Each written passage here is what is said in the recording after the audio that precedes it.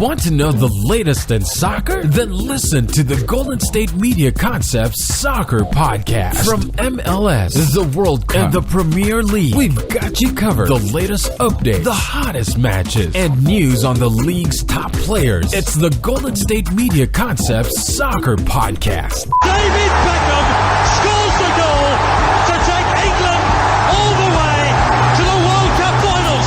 Listen now.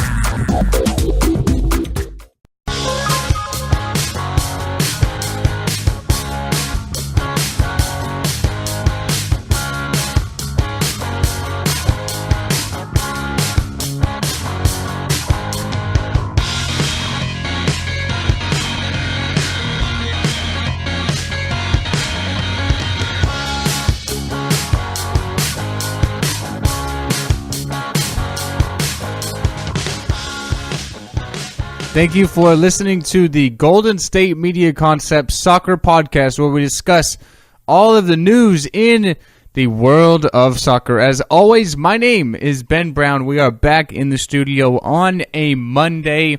Another great week of football, soccer action all around the world for you and for me to talk about and update and just be a fan. It's the beautiful game. Everybody loves it. That's, of course, why you are listening to this episode of the show. I'd like to thank you for listening again.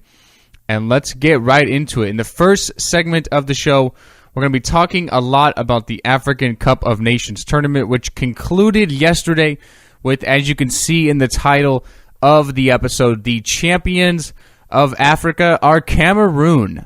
Really a surprise semifinal, final, whatever you want to call it. You did not have Ivory Coast get out of the group stage, the reigning champions from last year and the big-time favorite. You did not have Algeria get out of the group stage, another favorite, because of how good they are going forward in attacking. Riyad Mahrez, Islam Slimani, Sofiane Feghouli, a lot of great, Jan Brahimi, a lot of great players from Algeria in that attacking presence. And they did not progress. They did not get out of the group stage.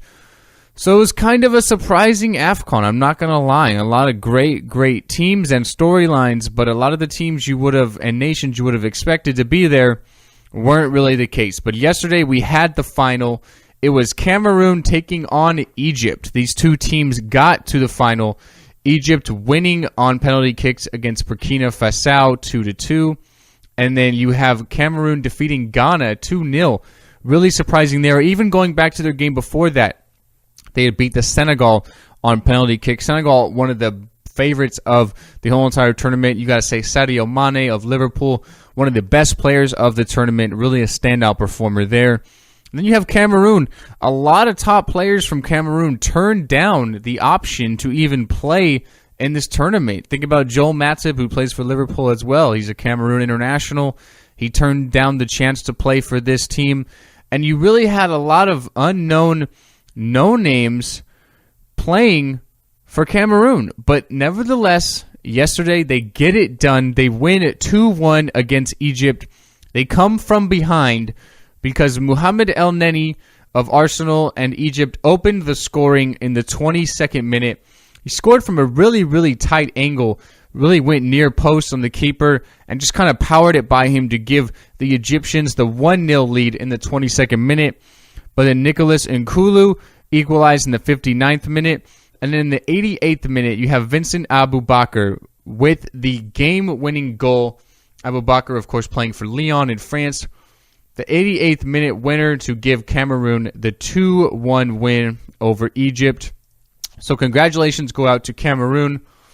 And really, I'm going to say congratulations to Gabon for hosting this African Cup of Nations tournament because it was a very good tournament.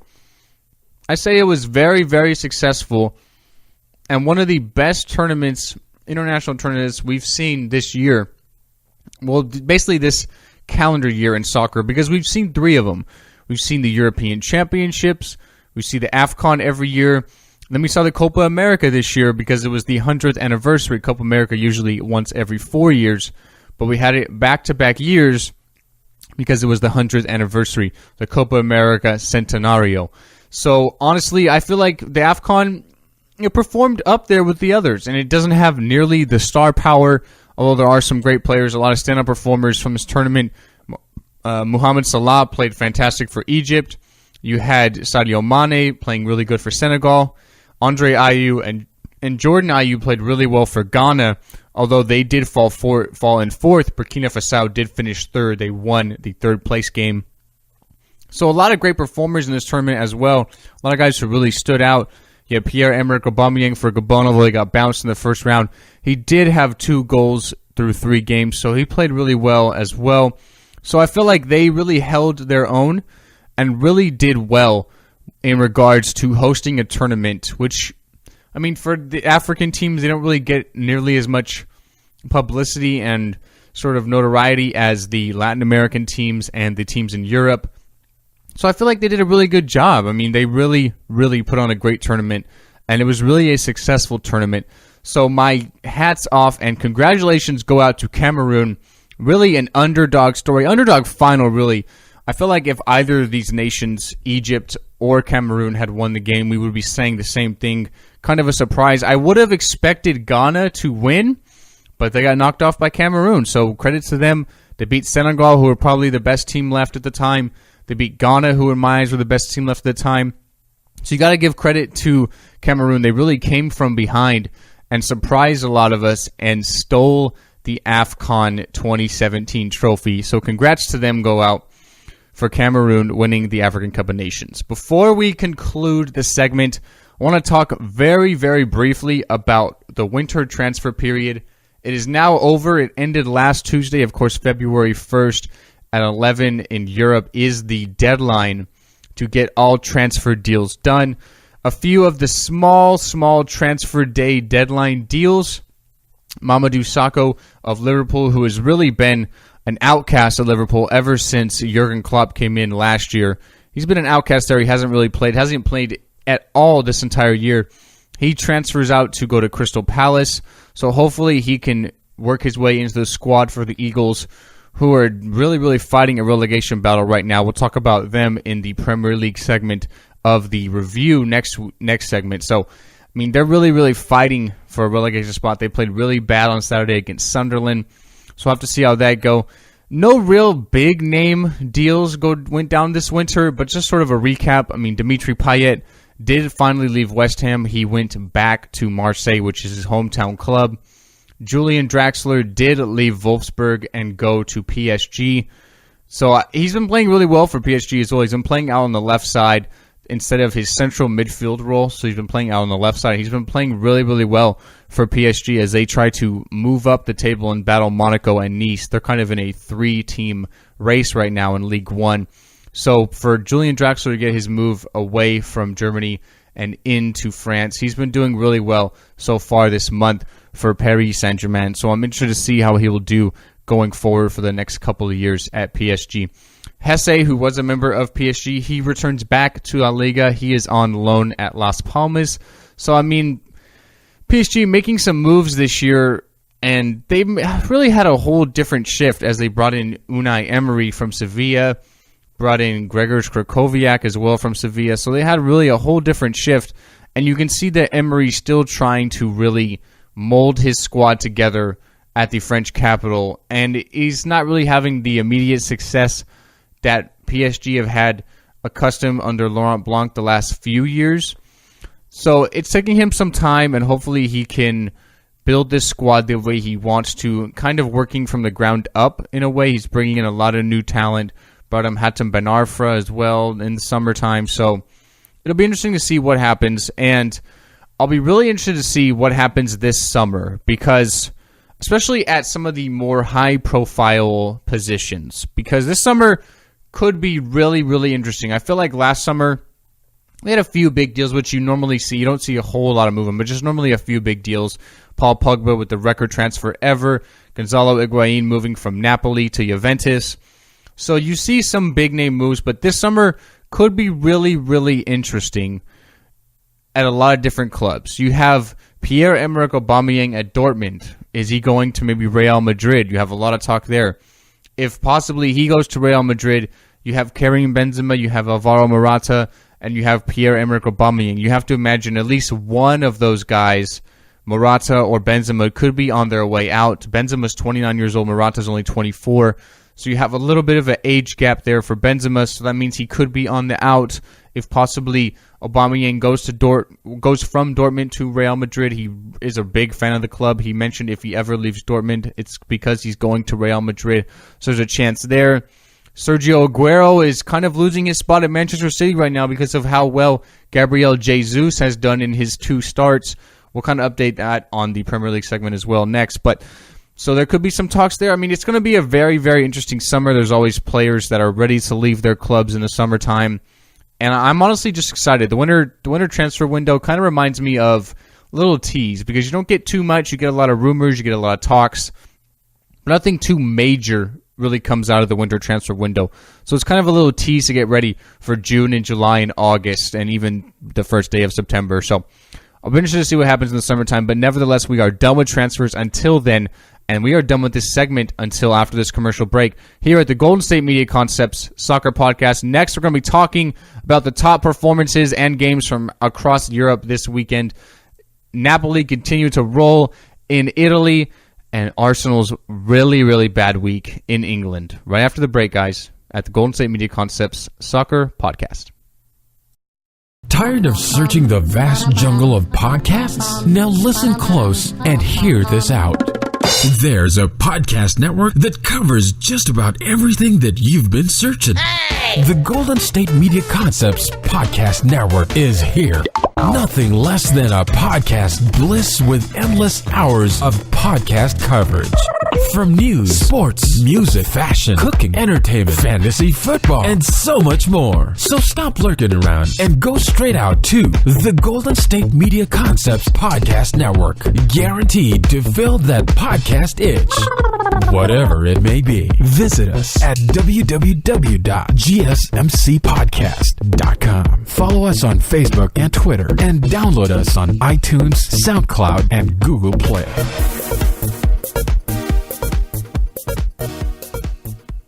Welcome back into the Golden State Media Concepts Soccer Podcast. We're going to start off talking about the Premier League. We had action midweek on Tuesday and Wednesday, as well as games on Saturday and Sunday. So we have 2 match days to update you on, as well as the table. On Tuesday, Arsenal, a really, really bad loss. They go down 2-0 within 13 minutes at home to Watford, and they can't climb out. They lose 2-1. Middlesbrough and West Ham play to a 1-1 draw. Crystal Palace beats Bournemouth 2-0. Swansea City, another good win under Paul Clement, 2-1 over Southampton. Sunderland and Tottenham played to a 0-0 draw. Burnley defeats Leicester City 1-0. Leicester, the champions, really, really struggling. On Tuesday, the nightcap, the most impressive and important game of the day was Liverpool and Chelsea. They played to a 1-1 draw. Chelsea opened the scoring in the first half through David Luiz. He really just caught the defenders and Simon Mignolet napping, and he hits a free kick right off the bar when no one was really ready for it. And then Jorginho Wijnaldum equalizes through a header in the 57th minute to equal the score at 1-1. That's the way it ended. On Wednesday, Man City absolutely thrashed West Ham 4-0. You saw a goal from Gabriel Jesus as well as an assist in his first career Premier League start. The young 19-year-old from Brazil is really just transitioning great ever since he came over to Manchester City in January. Stoke City and Everton played to a 1-1 draw. Peter Crouch did get his 100th goal of his Premier League career in this game, and he hit his traditional trademark robot celebration. So congrats to Peter Crouch on 100 goals. And then Man United and Hull City played to a really, really depressing 0-0 draw. Jakubovic for Hull City making some absolutely fantastic saves to keep the scoreline tied in that game. And then that brings us to match day 24, which was on Saturday and Sunday. The headliner in the morning was Chelsea at Stamford Bridge taking on Arsenal. And Chelsea absolutely dominated this game. They won 3-1. So Arsenal, for the second time this year, dropped back-to-back games, one on Tuesday and one on Saturday.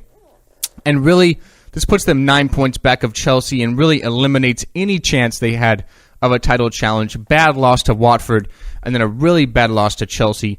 Marcos Alonso scores in the 13th minute. You had Eden Hazard in the 50th minute make an absolutely fantastic run from midfield, dribbles through 3 defenders, and then goes over Petr Cech.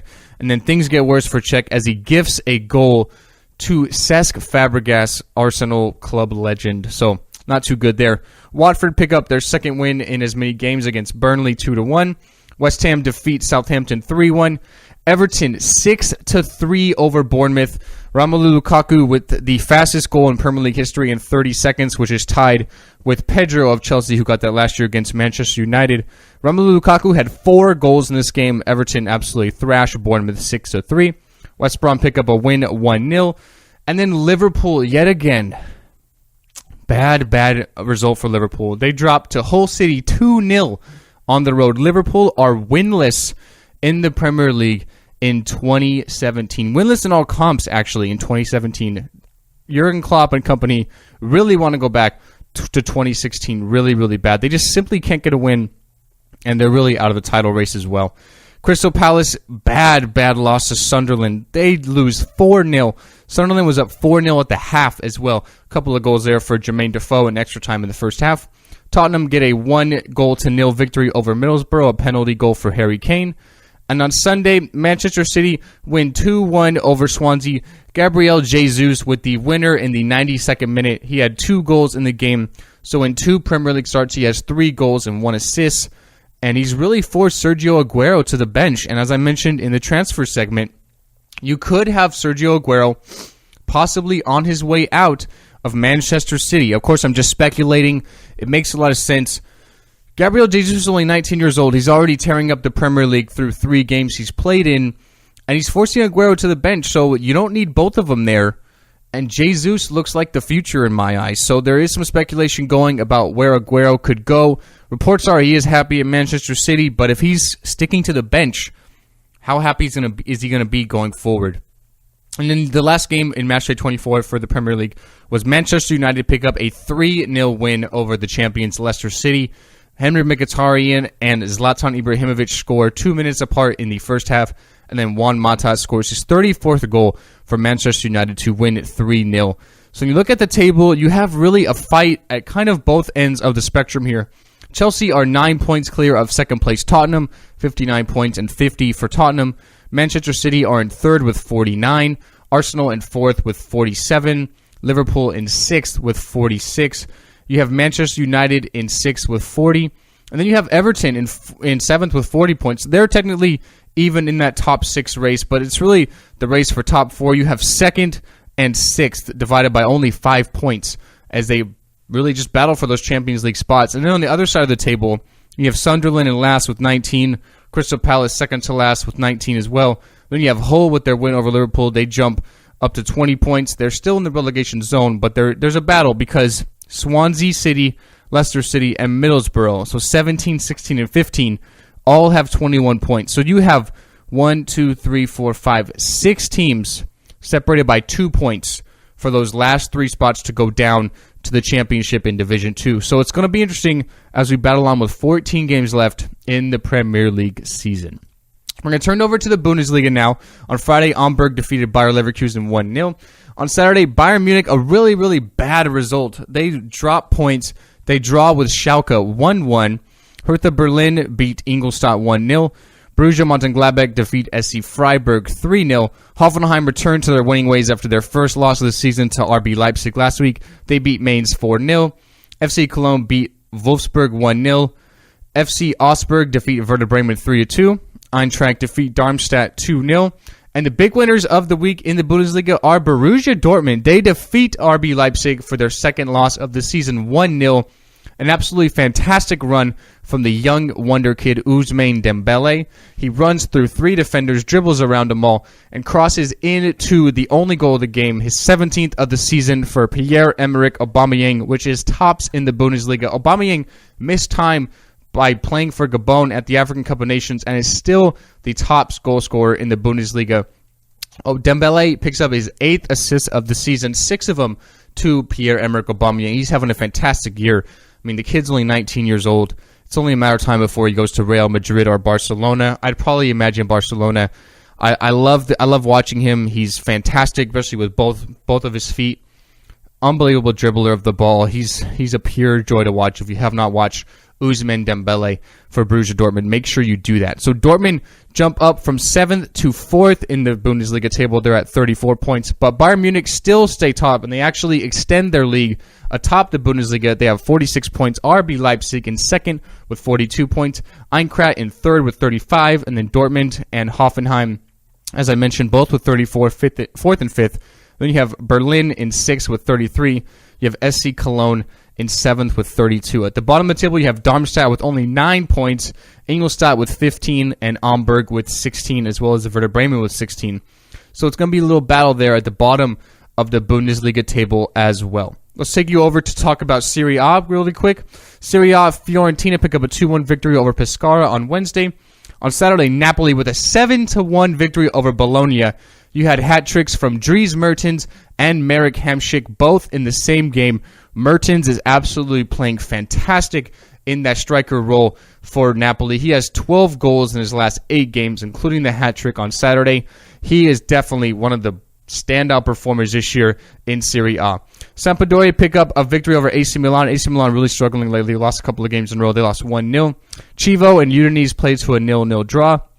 Sassuolo take on Genoa and they win 1-0. Lazio with a 6-2 victory over Pescara. You had Marco Parola with 4 goals in that game. Empoli and Torino played to a 1-1 draw. Atalanta top off Cagliari 2-0. Palermo defeat Crotone 1-0. You have a game on Tuesday between Roma and Fiorentina. Very good match day there. And then yesterday, Inter Milan's 7-game win streak finally snapped by Juventus 1-0. You had a 45th minute absolute screamer by Juan Cuadrado, who won the game for Juventus right there and stopped Inter Milan's 7-game winning streak. So you look at the table, you have Juventus open up a 6-point lead over second-place Napoli. Roma will play, of course, tomorrow, so if they do win that game, they will be only 4 points back of Juve. Lazio in 4th with 43. Inter Milan go to 5th with their loss at 42. Atalanta 6th as well with 42. And then you have Fiorentina and AC Milan in 7th and 8th with 37 points. Turn over to Serie A now. Serie A on Friday. Deportivo and Real Betis did get postponed, as well as the game between Celta Vigo and Real Madrid. That game between Celta Vigo and the league leaders Madrid was postponed due to security reasons, so they're going to have to make that game up. Espanyol pick up a 1-0 victory over Malaga. Barcelona with a 3-0 victory over Atletico Bilbao. Lionel Messi scores a free kick in this game to have the most free kicks in Barcelona history. Most free kick goals, I should say, in Barcelona history. Atletico Madrid get 2 goals from Fernando Torres to defeat Leganes 2-0. Fernando Torres now 100 goals in La Liga. Eibar pick up a 4-0 victory over Valencia. Sevilla, another bad performance. They struggle. They played to a 0-0 draw against Villarreal. Alaves defeat Sporting Gijón 4-2. Real Sociedad defeat Osasuna 3-2. And then today we have Granada taking on Las Palmas. You look at the La Liga table, Real Madrid technically have 2 games in hand. They still have a 1-point lead atop La Liga with 46 points. Barcelona in 2nd with 45. Sevilla really dropping. They're now in 3rd with 43 points. Atletico Madrid in 4th with 39. You have Real Sociedad in 5th with 38. And Villarreal in 6th with 35. Look at the bottom of the table. You have Granada and Osasuna with 10. You have Sporting Gijón with 13, and then Leganes with 18. So you have a 5-point cushion between 17th and 18th. So it's looking pretty bad for Sporting Gijón, Osasuna, and Granada. Leganes and Valencia and Deportivo La Coruña still staying put there in La Liga, it looks like right now. Before we take the break, we'll talk about French League 1. So on Friday, Metz beat Marseille 1-0. You did see Dimitri Payet coming on that game, but it did not have much of an impact. On Saturday, the big game, the big result, Monaco, 3-0 victory over Nice. That was number 1 and number 2 in the league. You had a double, 2 goals for Radamel Falcao. He now has 14 goals in League 1, one of the top performers. Ever since going back to France, Falcao has kind of resurrected his career because in England he wasn't having much success. Montpellier defeat Bastia 2-1. PSG defeat Dijon 3-1. Caen defeat Genkamp 1-0. Lorient defeat Lille 1-0. Bordeaux and Rennes played to a 1-1 draw. Saint-Etienne did defeat Lyon 2-0. Toulouse defeat Angers 4-0. AS Nancy-Lorraine defeat Nantes 2-0. So when you look at the League 1 table, you now have Monaco firmly atop by 3 points with 52 points. You have Paris Saint-Germain in 2nd with 49 points. Nice in 3rd with 49 points as well. They are 8 goals back of PSG, so they're going to have to beat them on points, not goal differential. You have Lyon in 4th with 37 points. Saint-Etienne climbed to 5th with 36 points. Then you have Marseille and Bordeaux, 6 and 7, both with 33 points. Look at the bottom of the table. You have Lorient with 21 points. You have Bastia in 19th with 22 points. You have Angers in 18th with 23 points. Then you have kind of a relegation battle. I mean, you have all the way from 11 to 20. They're only separated by 6 points. So a lot of teams that are at the bottom of that table are kind of fighting for their lives in Ligue 1 in France. We'll take our second break of the show. After the break, we're going to be talking about the upcoming games this week in soccer and all the top games to look at right here at the Golden State Media Concepts Soccer Podcast. Check out the show that's built on the MMA. From the UFC to extreme cage fighting, they got the fights covered. Check out the GSMC MMA podcast. Get the latest news on past or upcoming fights. Join us as we talk to and about some of the biggest names in the MMA, past, present, and future. When it's the fight game, there's just one show to check out. GSMCpodcast.com/MMA-podcast. Don't forget to like them on Facebook and follow them on Twitter. Visit GSMCpodcast.com for more info.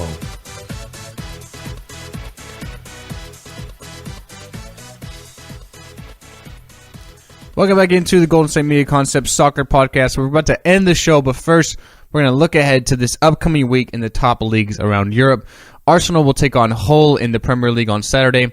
Stoke City will battle Crystal Palace. Manchester United will take on Watford, who are playing really well. Both teams, actually, Man United. They only lost one out of their last 21 games. Middlesbrough will take on Everton. West Ham will battle West Brom. Sunderland will take on Southampton. And then Liverpool against Tottenham. That game will have really big implications for the top four. I will give the edge to Tottenham. Liverpool are playing really, really bad right now. Burnley FC will take on Chelsea on Sunday.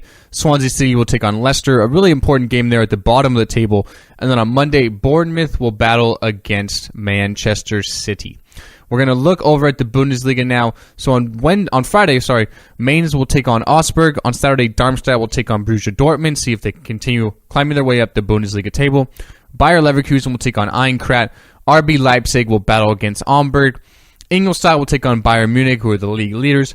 Werder Bremen will battle against Borussia Mönchengladbach. Schalke will take on Hertha Berlin. And then on Sunday, we have Wolfsburg will be taking on Hoffenheim. And SC Freiburg will be taking on FC Cologne in Germany. Over in Serie A in Italy, on Wednesday, Crotone will battle Juventus. Bologna will take on Milan. Napoli will take on Genoa on Friday. Have to see if Napoli continue banging in these goals. Dries Mertens, Lorenzo Insigne, Jose Callejon, Marek Hamšík. They're really just one of the best attacking teams in all of Europe. I'm really excited to see what they're going to do. And then we have the Champions League next week to look at, so that'll be very interesting to see how Napoli can do there as well. Fiorentina will take on Udinese on Saturday. Sunday is the grunt of the games. So on Sunday, we have Crotone will be battling Roma. Palermo will take on Atalanta. Torino will battle against Pescara. Sassuolo will take on Givo. Sampdoria will battle Bologna. We have Inter Milan taking on Empoli. Cagliari will battle Juventus. And then on Monday, Lazio will take on Milan. So Juventus, Milan, Crotone, and Bologna playing 2 games within just a matter of days because they're having to make up a game because of League Cup action. So that will have a really big implication. By the time we talk next week, we'll have a better idea of how the Serie A table looks because those teams that have a game in hand will be making them up. So very interesting to see what happens there. Turning over to La Liga on Friday, Espanyol will battle Real Sociedad. On Saturday, Real Betis will battle Valencia. Alaves will take on Barcelona. Osasuna will take on Real Madrid, the league leaders. Atletico Bilbao will take on Deportivo La Coruña. On Sunday, Villarreal will battle Malaga. Las Palmas will take on Sevilla. Sevilla need to get a win against Las Palmas. They're really, really struggling right now. Leganes will battle Sporting Gijón. Atletico Madrid will take on Celta Vigo. And on Monday, Eibar will battle against Granada. Over to League 1. On Thursday, Caen will battle Bordeaux. Montpellier will battle the league leaders Monaco, who are just absolutely flying high. And then PSG will take on Lille. And then on Wednesday, we have Lorient will take on Toulouse. We have Angers battling against Rennes. We have Nice battling against Saint-Etienne. Bastia will take on Nantes. Lyon will battle Nancy-Lorraine. Metz will take on Dijon. And then Marseille will take on Ginkamp. And then you look at, we have just basically 2 weeks here. So Bordeaux will take on PSG on Friday. So a quick turnaround there for Paris Saint-Germain. On Saturday, Gincamp will battle Lyon. Toulouse will take on Bastia. Lille will battle Angers. Monaco in action against Metz. Nancy-Lorraine against Montpellier. Dijon against Caen. On Sunday, Rennes will battle Nice. Saint-Etienne will take on Lorient. And Nantes will take on Marseille. Interested to see how Dimitri Payet plays for Marseille. Came on as a sub last week and did not really have much of an effect, but I think he could have a much bigger effect these next couple of games because he'll be back in action, back where he is formerly a great player of, and back in the midfield and back playing and starting for Marseille, which the club he loves. I mean, his family loves it there, and he's obviously went back there for a reason. So, interested to see what happens there. But anyways, guys, that's going to conclude our episode of the show. As I mentioned, next week we'll be back in the studio. We're going to be talking about the Champions League. We have the round of 16, the knockout stage, to preview. The games will be next Tuesday and Wednesday. Finally, the return of the Champions League after a couple-month hiatus after the group stage ended. Definitely looking forward to that and previewing those games. Talk about that, as well as all the other top games and news in the world of soccer right here at the Golden State Media Concepts Soccer Podcast. My name is Ben Brown. I'd like to thank you once again for listening. Have a good day, have a good week, and we will see you next time. You've been listening to the Golden State Media Concepts Soccer Podcast, part of the Golden State Media Concepts Podcast Network. You can find this show and others like it at www.gsmcpodcast.com. Download our podcast on iTunes, Stitcher, SoundCloud, and Google Play. Just type in GSMC to find all the shows from the Golden State Media Concepts Podcast Network. From movies to music, from sports to entertainment, and even weird news. You can also follow us on Twitter and on Facebook. Thank you, and we hope you have enjoyed today's program.